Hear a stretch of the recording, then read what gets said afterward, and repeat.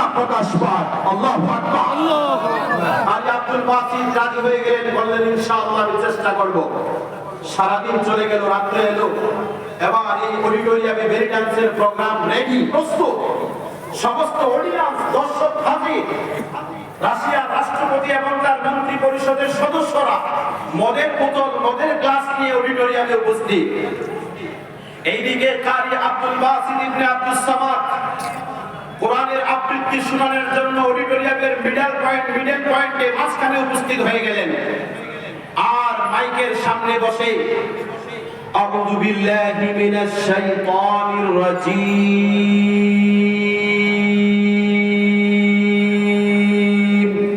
বলে যেমনি কোরআনের আবৃত্তি শুরু করলেন, কোরআনের তেলাওয়াত শুরু করলেন, পুরা অডিটোরিয়াম মুহূর্তের মধ্যে স্তব্ধ হয়ে গেল। রাশিয়ার রাষ্ট্রপতি এবং তার মন্ত্রী পরিষদের সদস্যরা হা করে তাকিয়ে রইলেন। কিছুক্ষণ পরে তাদের চোখ থেকে ঝরঝর করে পানি পড়া শুরু হয়ে গেল। কিছুক্ষণ পরে তাদের হাত থেকে মদের বোতল পড়ে ভেঙে চুরমার হয়ে গেল, মদের গ্লাস পড়ে ভেঙে চুরমার হয়ে গেল। তাদের চোখ দিয়ে ঝরঝর করে পানি পড়ছে, আর তারা কোরআনের আবৃত্তি শুনছে। এইদিকে কারি আব্দুল বাসিত ইবনে আব্দুস সামাদ তার শরীরের সমস্ত শক্তিকে একত্রিত করে, কণ্ঠের সমস্ত আওয়াজকে একত্রিত করে আল্লাহর কালামের তেলাওয়াত করেই যাচ্ছে, করেই যাচ্ছে, করেই যাচ্ছে। অনেক লম্বা সময় পর্যন্ত তেলাওয়াত চললো। তারা তেলাওয়াত শুনতে লাগলো। প্রোগ্রাম শেষ, তেলাওয়াত শেষ। সমস্ত অডিয়েন্সরা, দর্শকরা চলে গেল। আবার মিশরের রাষ্ট্রপতি জামাল আব্দুল নাস রাশিয়ার রাষ্ট্রপতিকে প্রশ্ন করছে, রাষ্ট্রপতি মহোদয়, আমার কারি যে ভাষায় কোরআনের আবৃত্তি করেছেন, তেলাওয়াত করেছেন, এই ভাষা কি আপনি জানেন? রাশিয়ার রাষ্ট্রপতি বললেন, না আমি জানি না। আমার কারি যে ভাষায় কোরআনের তেলাওয়াত করেছেন, এই ভাষার অর্থ কি আপনি বুঝলেন? রাশিয়ার রাষ্ট্রপতি বললেন, না বুঝলাম না। আমার কারি যে ভাষায় কোরআনের আবৃত্তি করেছেন, এই কোরআনের সারাংশ কি আপনি বুঝলেন? রাশিয়ার রাষ্ট্রপতি বললেন, না বুঝলাম না। তখন জামাল আব্দুল নাস প্রশ্ন করলেন, রাষ্ট্রপতি মহোদয়, তাহলে আপনারা কান্না করলেন কেন? আপনাদের চোখে পানি কেন? আপনাদের হাত থেকে মদের বোতল পড়ে ভেঙে চুরমার হয়ে গেল কেন? আপনাদের হাত থেকে মদের গ্লাস ভেঙে চুরমার হয়ে গেল কেন? সেই দিন রাশিয়ার রাষ্ট্রপতি মিশরের রাষ্ট্রপতি জামাল আব্দুল নাসকে বলেছিলেন, জামাল আব্দুল নাস, সত্যিকারে কোরআনকে বিশ্বের দরবারে তিরস্কার করার উদ্দেশ্যে আমি তোমার বেলি ডান্সের প্রোগ্রামে তোমার এই কারির কোরআনের তেলাওয়াতের প্রোগ্রাম বানিয়েছিলাম। কিন্তু তোমার এই কারি যখন কোরআনের আবৃত্তি শুরু করলো, তার ভাষা বুঝলাম না, অর্থ বুঝলাম না, সারাংশ বুঝলাম না। হঠাৎ করে কেমন এক হাওয়া এসে অন্তর্জগতে ধাক্কা লাগলো। আমরা কেন জানি অজানা কোনো দেশের মধ্যে হারিয়ে গেলাম। কখন কি কারণে জানি চোখ থেকে ছটছট করে পানি পড়া শুরু হয়ে গেল। কখন কি কারণে হাত থেকে মদের বোতল পড়ে ভেঙে চুরমার হয়ে গেল, মদের গ্লাস পড়ে ভেঙে চুরমার হয়ে গেল। কিছুই বুঝতে পারলাম না, কিছুই অনুভব করতে পারলাম না। তবে অন্তর্জগতে একটা শীতল শীতল, ঠান্ডা ঠান্ডা, শান্তি শান্তির অনুভূতি হলো। হে জামাল আব্দুল নাস, আফসোস আফসোস, আমার দেশেও যদি তোমার দেশের মতো এরকম কিছু কারি আর হাফেজ থাকতো, তাহলে আমরা সমস্ত বেলি ডান্সের প্রোগ্রাম বন্ধ করে দিয়ে, নর্তকীদের ডান্সের প্রোগ্রাম বন্ধ করে দিয়ে আমরা কোরআনের তেলাওয়াতের আবৃত্তির প্রোগ্রাম শুরু করতাম। আর এই তেলাওয়াত শুনে শুনে আমরা আমাদের অন্তর জগতে শান্তি তৈরি করতাম, জ্বালা মেটাইতাম। আল্লাহু আকবার। কোরআন হলো পৃথিবীর সবচেয়ে বড় মর্যাদা। কোরআন হলো পৃথিবীর সবচেয়ে বড় মিরাক্কেল। কোরআন হলো পৃথিবীর সবচেয়ে বড় অলৌকিক বিষয়। এই কারণে যারা কোরআনের সাথে ছোঁয়া লাগবে, কোরআনের সাথে স্পর্শ লাগবে, কোরআনের সাথে মহব্বত আর ভালোবাসা তৈরি হবে, বিশ্বনবীর ঘোষণা, আল্লাহ পাক তাকে দামি বানিয়ে দিবেন, দুনিয়াতেও দামি বানিয়ে দিবেন, আখিরাতেও দামি বানিয়ে দিবেন। আমরা কোরআনকে ভালোবাসতে চাই, জোরে বলুন, কোরআনকে ভালোবাসতে চাই, কোরআনকে মহব্বত করতে চাই, কোরআনকে জীবনের চলার পথে ফাতেহ বানাইতে চাই। এই কলিজার টুকরা যুবকরা কোরআনকে ভালোবাসবা তো? কোরআনকে মহব্বত করবা তো? চলার পথে কোরআনকে ফাতেহ বানাইবা তো? কোরআনের ধারক বাহককে জীবনের সবথেকে বেশি সর্বাধিক শ্রদ্ধা মাধ্যম বানাইবা তো? আল্লাহ কবুল করুক, বলেন আমিন। এবার কোরআনের ভালোবাসা, কোরআনকে কি করে ভালোবাসতে হয়, একটা ছোট্ট সাধারণ নমুনা আপনাদের সামনে শোনাই। আমাদের পার্শ্ববর্তী রাষ্ট্র বাংলাদেশ, বাংলাদেশের ঢাকার ঘটনা, বাস্তব রিয়েল স্টোরি, কোনো কাল্পনিক ঘটনা নয়। এক রিক্সা চালক, তার ছেলে মাদ্রাসায় পড়ে। একদিন হঠাৎ করে তার ছেলেটা অসুস্থ হয়ে পড়ে। সে তড়িঘড়ি ছেলেকে নিয়ে প্রাইভেট হসপিটালে যায়, ডাক্তারের কাছে যায়। ডাক্তার তার ছেলেকে প্রাইমারি ইনভেস্টিগেশন করে, প্রাথমিক তদন্ত করে, টেস্ট করে দেখতে পাইল যে তার brain tumour, dangerous brain tumour. তখন ডাক্তার তার বাবাকে বলল যে আপনার ছেলে তো মারাত্মক রোগ হয়েছে, তার ব্রেন টিউমার। তবে তার স্টেজটা এমন জায়গায় পৌঁছে গেছে, এই মুহূর্তে যদি তাকে অপারেশন না করা হয় তাহলে তাকে বাঁচানো সম্ভব নয়। এটা যে কোনো সময় ব্রাশ করতে পারে। এই মুহূর্তে তাকে অপারেশন করা দরকার, আর না হলে আপনার ছেলেকে বাঁচানো সম্ভব নয়। বাবা অচেতন হয়ে গেলেন, চিন্তিত হয়ে গেলেন। ডাক্তারকে অনুরোধ করলেন, ডাক্তার সাহেব খুব তাড়াতাড়ি আমার ছেলের অপারেশনের ব্যবস্থা করেন, আমার ছেলেকে বাঁচানোর ব্যবস্থা করেন, এটা আমার একমাত্র কলিজার টুকরা সন্তান। ডাক্তার ক্যালকুলেশন করে হিসাব করে বললেন আপনার এই ছেলের অপারেশনের চার্জ টোটাল খরচ আসবে ৬০,০০০ টাকা, 60,000 রুপিস। তখন বাবা বলছে আমি এত টাকা কোথা থেকে দেবো? ডাক্তার বলছে এই টাকা অ্যাডভান্স পেমেন্ট করতে হবে, আগে আপনি আদায় করতে হবে, তারপরে আপনার ছেলেকে ওটিতে নেওয়া হবে, অপারেশন হবে। অ্যাডভান্স পেমেন্ট না করলে হসপিটালে অপারেশন হয় না। পৃথিবীর কোন বাবা যতই দরিদ্র অসহায় হোক, তার চোখের সামনে তার সন্তানের মৃত্যু দেখতে চায় না।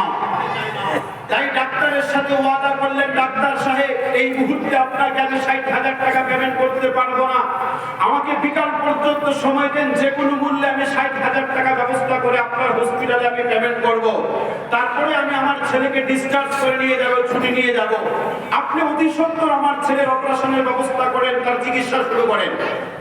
ডাক্তার তার ওয়াদার সাথে সম্মতি হয়ে ওটিতে নিয়ে গেলেন, অপারেশনের কাজ শুরু করলেন। এবার রিক্সা চালক বাবা ৬০,০০০ টাকার ব্যবস্থার জন্য হসপিটাল থেকে বের হয়ে মানুষের ধারে ধারে যায়। গরিব মানুষকে তো কেউ টাকা খরচ দেয় না, নুন দেয় না, হাওলাত দেয় না। বাধ্য হয়ে সে মানুষের ধারে ধারে ভিক্ষা করতে হবে। সারাদিন ভিক্ষা করে অসহায় রিক্সা চালক কয় টাকা একত্রিত করতে পারবে? সামান্য কিছু টাকা নিয়ে বিকাল বেলা ডাক্তারের কাছে উপস্থিত হয় আর হাজির করে। আর বলে ডাক্তার সাহেব সারাদিন চেষ্টা করলাম, আমি টাকার ব্যবস্থা করতে পারলাম না, সামান্য কিছু টাকা আপনাকে দিলাম। ডাক্তার বললেন অসম্ভব ব্যাপার, আপনার সাথে আমার এগ্রিমেন্ট হয়েছে যে ৬০,০০০ টাকা পেমেন্ট করলে আপনার ছেলেকে ডিসচার্জ করা হবে, হসপিটাল থেকে ছুটি দেওয়া হবে, কিন্তু আপনি সামান্য টাকায় আপনার ছেলেকে ডিসচার্জ করা হবে না, ছুটি দেওয়া হবে না, আপনি যে কোনো মূল্যে টাকার ব্যবস্থা করেন। বাবা অসহায়, চোখ দিয়ে পানি পড়ছে, হাউ হাউ করে কান্না করছে, কি করা যায়? তখন কাকুতি সুরে ডাক্তারকে ইমোশনাল ভাবে বলতে লাগলেন, ডাক্তার সাহেব আমি বড় কষ্ট করে করে রিক্সা চালিয়ে চালিয়ে আমার এই ছেলেটাকে মাদ্রাসায় পড়িয়ে হাফিজে কোরআন বানিয়েছি, বর্তমানে ছেলেটা আলিম লাইনে পড়াশোনা করতেছে, এতটুকু বলেছেন। এই কথা শোনার সাথে সাথে ডাক্তার অবাক হয়ে জিজ্ঞাসা করলেন, আচ্ছা তোমার এই ছেলেটাকে হাফিজে কোরআন? রিক্সা চালক বাবা বললেন হ্যাঁ, হাফিজে কোরআন। ডাক্তার তার চেয়ার থেকে উঠে গেলেন, ওটিতে গেলেন, যেই বেডের মধ্যে বাচ্চাটা শুয়ে আছে তার শিউরে গিয়ে বসে তার মাথায় হাত দিয়ে জিজ্ঞাসা করছে, বাবা তুমি কি হাফিজে কোরআন? ছেলেটা বলছে হ্যাঁ আমি হাফিজে কোরআন। তোমার কি পুরা কোরআন মুখস্থ আছে? বলে হ্যাঁ আমার পুরা কোরআন মুখস্থ আছে। আচ্ছা আমাকে দুইটি আয়াত তেলাওয়াত করে শোনাও তো। তখন ছেলেটি দুইটি আয়াত তেলাওয়াত করে শোনায়। তখন ডাক্তার বলতেছে, আচ্ছা বাবা তোমার বাবার সাথে তোমার অপারেশনের এগ্রিমেন্ট ৬০,০০০ টাকা এগ্রিমেন্ট হয়েছে, এখন তোমার বাবা এই পরিমাণ টাকা পেমেন্ট করতে পারে নাই, হসপিটাল কর্তৃপক্ষ তোমাকে ডিসচার্জ করবে না, ছুটি দিবে না, তুমি কি করবে? বাচ্চা এই ছেলের কপালে চিন্তার ভাঁজ, বাবার জন্য বড় চিন্তিত হয়ে গেলেন, কি করা যায়? তখন ডাক্তার ওই ছেলেটার হাত ধরে বললেন, বাবা হাফিজে কোরআন তুমি যদি আমার সাথে একটা ওয়াদা করো, তুমি যদি আমার সাথে একটা প্রতিজ্ঞা করো, তাহলে আমি তোমার সম্পূর্ণ চিকিৎসা খরচ ফ্রি করে দেব, তোমার সম্পূর্ণ ৬০,০০০ টাকা আমি নিজে পকেট থেকে পেমেন্ট করে দেব, ১ টাকা হসপিটালে তোমার পেমেন্ট করতে হবে না, আদায় করতে হবে না, কিন্তু শর্ত হলো তুমি আমার সাথে একটা ওয়াদা করতে হবে, আমার সাথে একটা প্রতিজ্ঞা করতে হবে। তখন ওই হাফিজে কোরআন মাদ্রাসার ছাত্র ডাক্তারকে জিজ্ঞাসা করছে, ডাক্তার সাহেব কি ওয়াদা করতে হবে, কি প্রতিজ্ঞা করতে হবে? ডাক্তার বললেন, তুমি আমার সাথে ওয়াদা করো যে কিয়ামতের ময়দানে হাফিজে কোরআনরা যখন 10 জন জাহান্নামীকে সুপারিশ করে জান্নাতে নিয়ে যাওয়ার যোগ্যতা অর্জন করবে, আর এই সৌভাগ্যবানদের তালিকায় যখন তুমি থাকবা, তুমি আমার সাথে ওয়াদা করো যে 10 জনকে তুমি জাহান্নাম থেকে সুপারিশ করে জান্নাতে নিয়ে যাইবা, যেই 10 জনকে তুমি নির্বাচিত করবা, এই 10 জনের মধ্যে আমাকেও তুমি নির্বাচিত করবা, আমাকেও তুমি শামিল করবা। এই ওয়াদা আমার সাথে করো, এই প্রতিজ্ঞা আমার সাথে করো, তাহলে তোমার সম্পূর্ণ চিকিৎসা ফ্রি হয়ে যাবে। 60,000 টাকা আমার পক্ষ থেকে পেমেন্ট করে দেব। আল্লাহু আকবার। হাফিজে কোরআন মাদ্রাসার ছাত্র ডাক্তারের সাথে ওয়াদা করে, ডাক্তার সাহেব আমি আপনার সাথে ওয়াদা করলাম কিয়ামতের ময়দানে আল্লাহ পাক যদি আমাকে যোগ্যতা দান করে এই সৌভাগ্যবানদের তালিকায় আমাকে শামিল করে, তাহলে আমি যেই 10 জন মানুষকে জাহান্নাম থেকে সুপারিশ করে জান্নাতে নিয়ে যাওয়ার নির্বাচিত করব, এই 10 জন মানুষের মধ্যে আপনাকে শামিল করব, আপনাকেও নির্বাচিত করব। আল্লাহু আকবার। এটা হলো কোরআনের মহব্বতের নমুনা। ও ঈমানওয়ালা মুসলমানরা, আজ কোরআন না পড়ার কারণে, কোরআন না বুঝার কারণে, কোরআন না জানার কারণে, কোরআনের সংস্পর্শে না যাওয়ার কারণে, নিজের জীবনে চলার পথে কোরআনকে বাধ্য না বানানোর কারণে আজ মুসলমানের ঈমানের কাইফিয়ত দুর্বল। মুসলমানের ঈমানের কাইফিয়ত হালকা হাওয়ার ঝটকায় দুর্বল হয়ে পড়ে, হালকা ঝটকায় সিনা থেকে বের হয়ে যায়, হালকা ঝটকা সিনা থেকে ঈমান বের হয়ে যায়। এই কথা টেরও মুসলমানরা পায় না। বর্তমান পশ্চিম আকাশে অন্ধকার, পশ্চিম আকাশে অন্ধকার। ঈমানওয়ালা মুসলমানরা জান্নাতে যাইবা, আপনি জান্নাতে যাইতে পারবা না। কবরের জগতে সুখী জীবন চাইবা, আপনি সুখী জীবন হইবে না।